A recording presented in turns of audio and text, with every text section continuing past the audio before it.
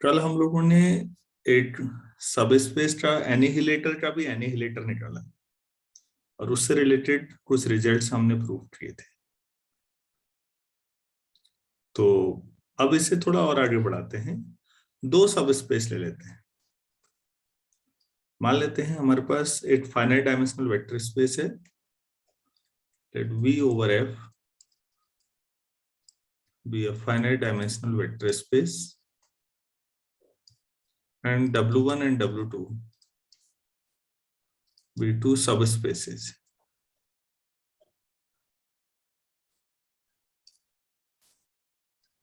of PF. Then हमारे पास results हैं, एनिहिलेटर निकालना है W1 प्लस W2, तो वो हो जाएगा annihilator of W1 intersection annihilator of W2, और दूसरा annihilator of W1 intersection W2 annihilator W1 plus annihilator of W2। ये प्रूफ करना। ऐसे रिजल्ट्स पहले भी प्रूफ किए थे, मैट्रिसेस के दौरान भी किए होंगे एनिहिलेटर में। Yes sir. W1 plus W2 symbol हो सकता है ये वाला यूज किया हो, W1 एनिहिलेटर और W2 एनिहिलेटर का इंटरसेक्शन। ऐसे ही दूसरा वाला भी सिंबल चेंज हो सकता है।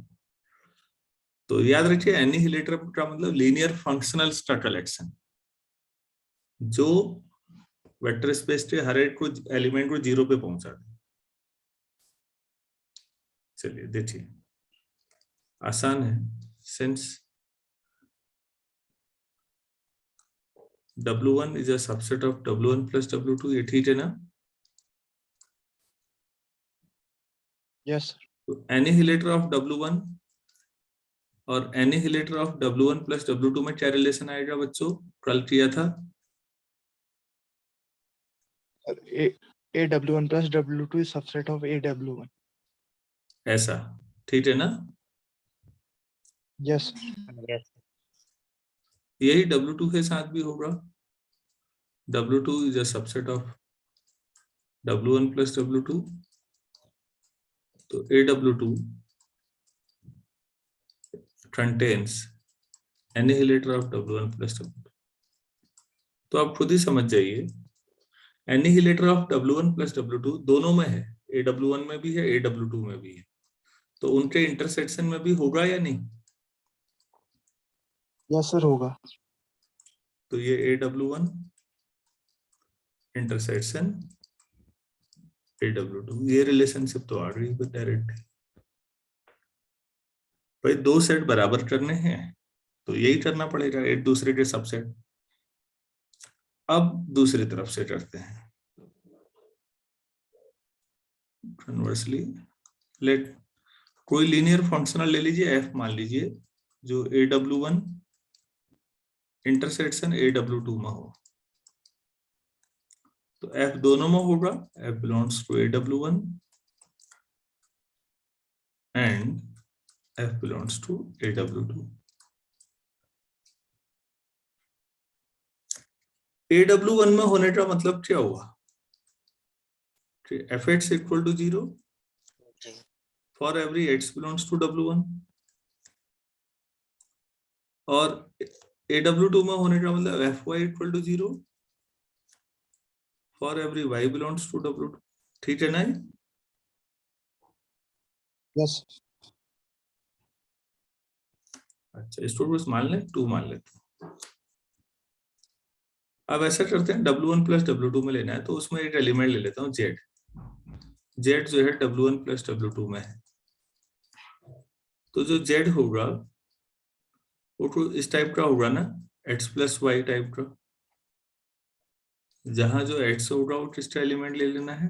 W1 का, और y W2 का। वो उसी हिसाब से लिया गया है जो ऊपर लिखा है क्वेश्चन 2 में। ऐसा ले सकते हैं। Yes sir. So f of z का मतलब f of x plus y का मतलब f x plus f y, क्यों ऐसा क्यों? F is linear. F is a linear functional, तो लीनियर ट्रांसफॉर्मेशन ही हुआ, और ये आपने लिखा हुआ है 0 + 0। तो आप कह रहे हैं कि f of z equal to 0 and this is true for every z belongs to W1 plus W2। इसका मतलब जो f है वो W1 प्लस W2 के हर एक एलिमेंट को 0 पे पहुंचा रहा है। तो बच्चों आप ही बताइए f कहाँ होना चाहिए?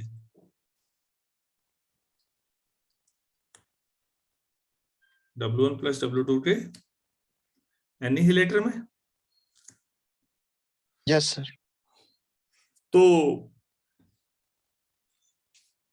हो गया, आपने f कहाँ ले रखा था? इधर देखिए सबसे ऊपर, f यहाँ लेके चले थे, f यहाँ प्रूफ कर दिया। तो आपने क्या प्रूफ कर दिया? AW1 intersection AW2 equal is a subset of A of W1 plus W2।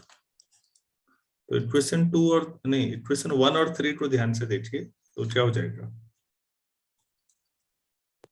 AW1 plus W2 equal to AW1 intersection. AW1 intersection AW2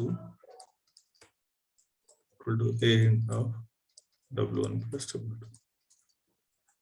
ये प्रूफ होगा। तो कोई भी दो सब स्पेस अगर आपके पास हैं तो उनका सम भी सब स्पेस हो तो ठीक है। अब एनिहिलेटर के मामले में भी आप ऐसा रिजल्ट ला सकते हैं। अगर ये क्लियर है, ये रिजल्ट लास्ट में इसको 4 मान लीजिए, डायरेक्टली हम सेकंड वाला प्रूफ कर देते हैं। सेकंड में सेकंड यूज करने के लिए ये बताइए ए ऑफ डब्ल्यू कितना लिखना चाहिए मुझे? डब्ल्यू सब स्पेस है तो W. So by replacing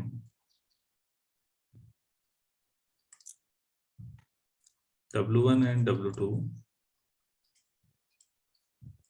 in equation 4 by AW1 and AW2 respectively, we get A of W1 is AW1 intersection A of W2 equal to A of under A of W1 plus A of W2। ये आ गया।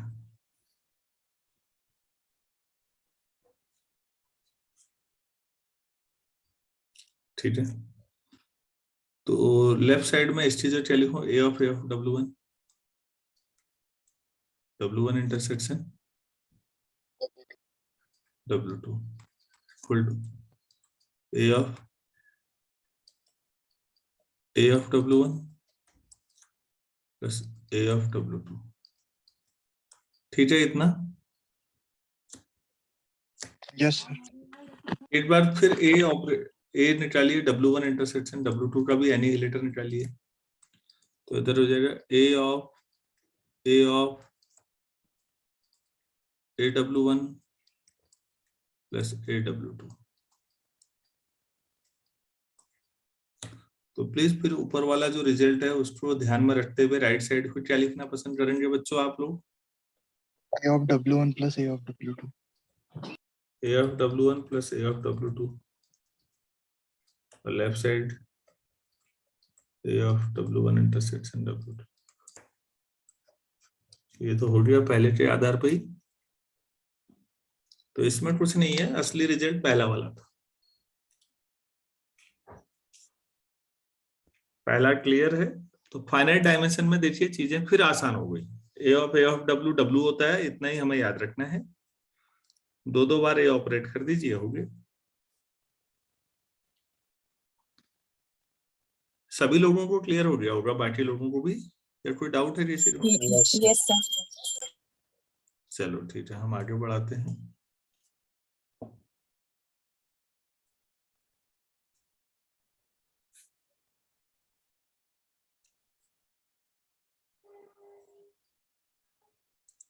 Next theorem है, late W1 and W2 be two subspaces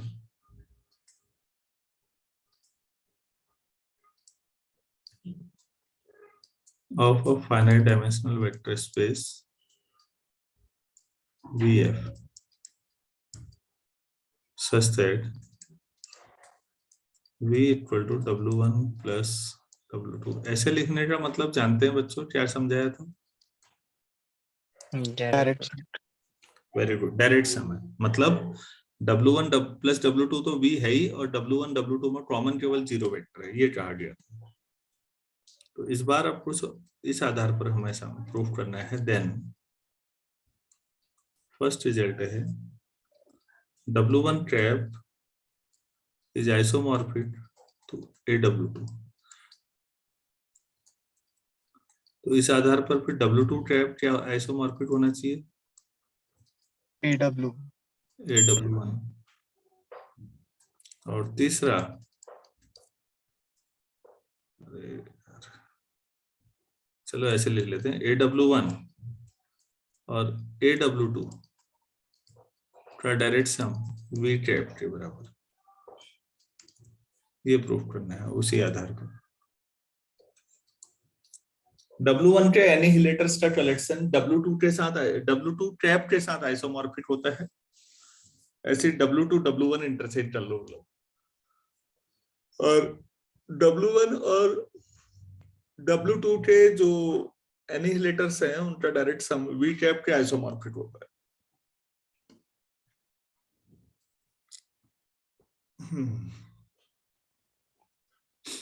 तो ऐसा करते हैं, vector space का dimension कुछ मान लें n, और डायमेंशन ऑफ W1 m मान लेते हैं। तो जाहिर सी बात है जो m होगा वो n से छोटा ही होगा ना, यहाँ पर हम ऐसा मान के चलते हैं। W1 और W2 बराबर, W1 हाँ m से छोटा ही लो, ठीक है। अब क्या दे रखा है वहां से शुरू करते हैं। Given V is a direct sum of W1 and W2। तो हमने ये भी पढ़ा था, dimension of P equal to dimension of W1 plus dimension W2, याद है? यस सर यस तो डायमेंशन W2 कितना आ जाएगा बच्चों? n-m। यस क्या इतना ही डायमेंशन W2 ट्रैप भी आएगा? फिर कोई वेक्टर Yes, sir. स्पेस का जो डायमेंशन है उतना ही उसके लीनियर फंक्शनल्स का कलेक्शन जो होता है। V हमने पढ़ा है, V का डायमेंशन और V ट्रैप का डायमेंशन सेम ही आता है, याद है? तो W सब स्पेस है, सब स्पेस मतलब वेक्टर स्पेस है। लिख सकते हैं ऐसा? यस सर अच्छा, 12 के रिजल्ट के बेस पर नाउ वी नो दैट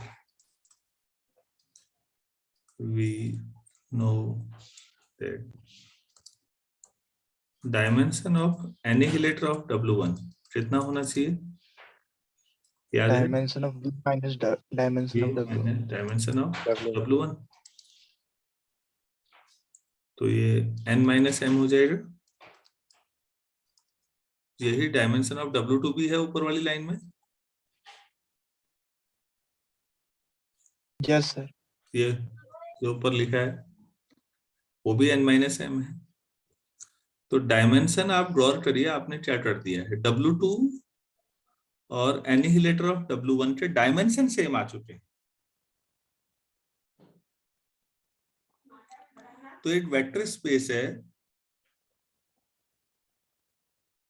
और उनके दोनों के डायमेंशन सेम आ रहे हैं। क्योंकि ये यहाँ भी आ रहा है आपके पास। ऐसा करते हैं, पहले ऐसा कर लेते हैं। इससे क्या होगा, अब जो मैंने दोनों पे एरो लगा रहे हैं, ध्यान दीजिएगा, ये दोनों वी ट्रैप के बेसिस हो जाएंगे, सॉरी सब स्पेस होंगे। Yes sir. AW1 और W2 ट्रैप, ये दोनों सब स्पेस हुए या नहीं वी ट्रैप के? Yes, sir. और दोनों के डायमेंशन सेम आ रहे हैं बच्चों, तो दोनों आइसोमॉर्फिक हो जाएंगे या नहीं? Yes, sir. तो ये बात लिख लेते हैं अब। Since AW1 and W2 trap are subspaces of V trap with dimension of AW1 equal to dimension of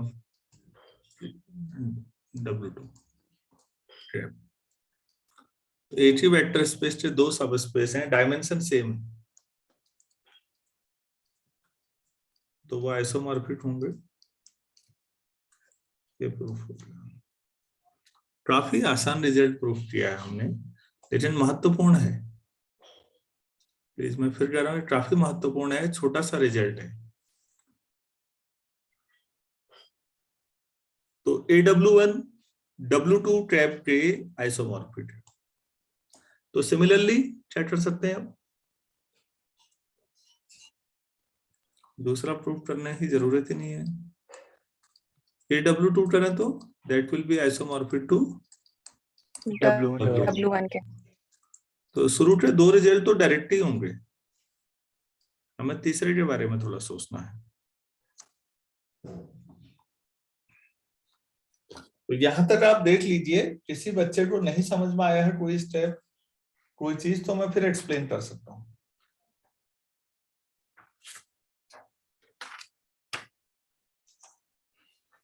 सबको क्लियर है? ठीक है, चलिए फिर तीसरे के बारे में थोड़ा सोचते हैं। तीसरा क्या था, प्लीज ध्यान दीजिए, AW1 और AW2 का डायरेक्ट सम V ट्रैप, हमें इस पे फोकस करना है। चलिए, डायमेंशन ऑफ AW1 और AW2 का डायमेंशन का मतलब क्या हुआ, dimension of AW1 plus dimension of AW2, ठीक है। ये आप जब ये लिखते थे W1 और W2 का डायरेक्ट सम V है, तो डायमेंशन के मामले में क्या लिखते थे, dimension of W1 plus dimension of W2 equal to dimension V लिखते थे या नहीं? Yes, sir. तो वही लिखा है बच्चों, डायमेंशन ऑफ AW1, क्या मैं इसको dimension V minus dimension W1 लिख दूं? Yes sir. दूसरे को dimension V minus dimension of W2, 2 times dimension V minus dimension W1 plus dimension W2, 2 time dimension V minus, ये भी डायमेंशन V हो जाएगा, क्योंकि W1 और W2 का डायरेक्ट सम है ना V, ये तो रिजल्ट है Yes, sir. साइड, तो जितना आ जाएगा, तो आपने निकाला डायमेंशन ऑफ AW1 और AW2 के डायरेक्ट सम का डायमेंशन V है, लेकिन डायमेंशन V जितना है उतना तो डायमेंशन V ट्रैप भी है।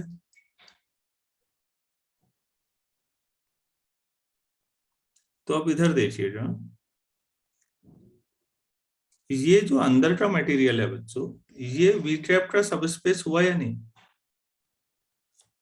AW1 यस 8 सब स्पेस है, वेक्टर के बराबर है, तो बेसिकली वो वेक्टर स्पेस ही है ना, सिंस Yes. AW1 का direct sum AW2 is a subspace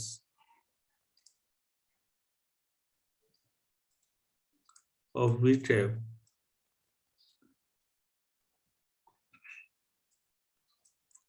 with equal dimension.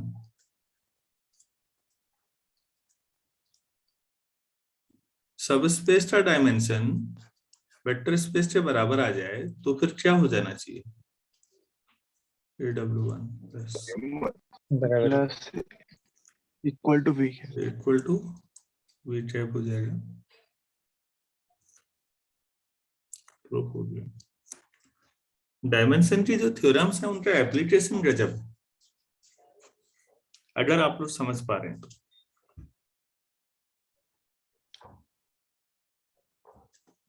यहां तक किसी को कोई डाउट है किसी तरह का तो बोलिएगा प्लीज। तो एनिहिलेटर्स में हमने कुछ क्वेश्चंस कर लिए और कुछ छोटे छोटे रिजल्ट्स हैं, ये सब नोट कर लिया सब लोगों ने? Yes, sir. Yes, sir. अच्छा, एक बड़ा महत्वपूर्ण रिजल्ट है, इसको करते हैं, क्वेश्चन के तौर पर भी ले सकते हैं, इंपॉर्टेंट है बाकी थ्योरम के तौर पर भी। If S is a subset of V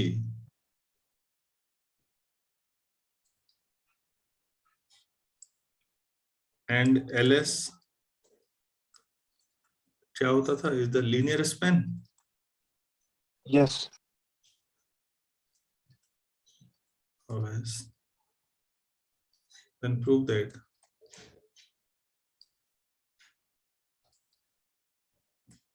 annihilator of S equal to annihilator of linear span of S। बड़ी जोरदार बात है। जो S को जीरो पे ले जाएंगे वो सब LS को भी जीरो पे ले जाएंगे, वो सब लीनियर फंक्शन है, दोनों तरफ से सही है। अच्छा सवाल है इस सेंस में। ऐसे यहाँ सबसेट है बच्चों, सबसेट के एनिहिलेटर और सबसेट का लीनियर स्पैन कर लें और फिर आप उसके एनिहिलेटर का LS तो हमेशा सबस्पेस होता है ना। Yes, sir. Yes. मैंने प्रूव किया था S सबसेट है वो ठीक है, लेकिन LS की गारंटी है कि वो हमेशा सबस्पेस होता है। और ये भी कहा था LS is the least subspace containing S, that is LS is Yes. actually generated by S। तो इसीलिए वो लीस्ट सबस्पेस के चक्कर में L बनाया गया है सिंबल। चलो ठीक है, देखिए since S is a subset of LS, ये ठीक है। Yes, sir. तो जो इनके एनिहिलेटर होंगे उनमें आपस में क्या रिलेशन होगा, ऐसा? Yes, sir. Yes, sir. तो इधर से तो ठीक हो गया, A of LS सबसेट हो जाएगा AS के, एक तरफ का तो हो गया तामझाम। अब कन्वर्स प्रूफ करना रह गया कि AS सबसेट है, तो AS में कुछ लेके चलो भाई।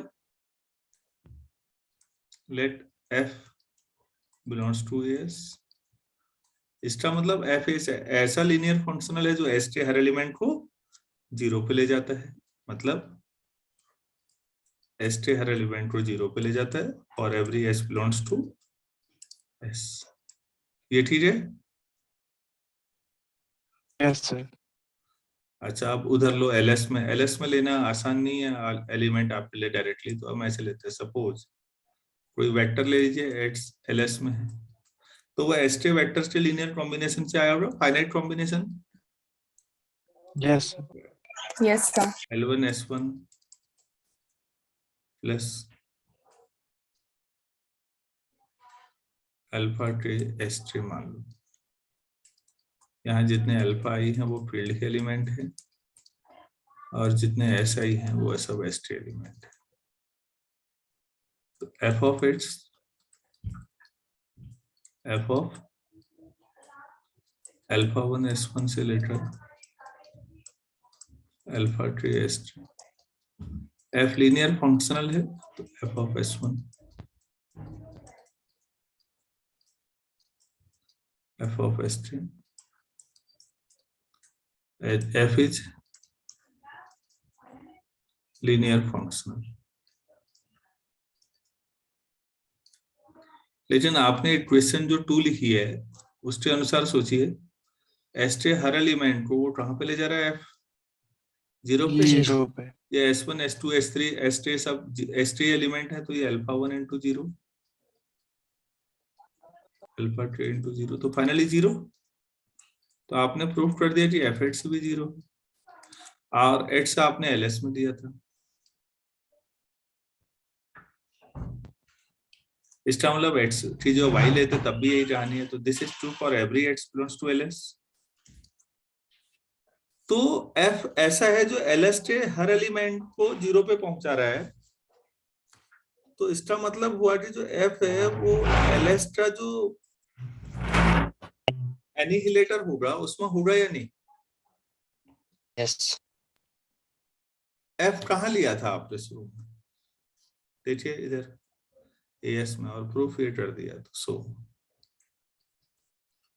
As is a subset of annihilator of LS. Question 3. तो from 1 and 3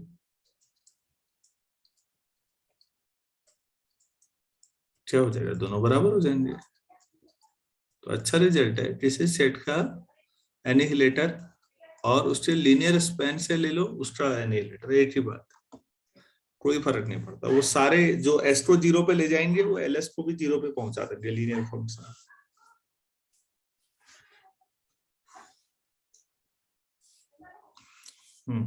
तो बच्चों समझ में आया है या नहीं आया? आगे यस सर, आ गया। चलिए ठीक है। तो हम लोग ऐसा करते हैं 8-5 पे जोड़ते हैं दोबारा, और कुछ क्वेश्चंस और करेंगे इससे रिलेटेड। चलिए, थैंक यू।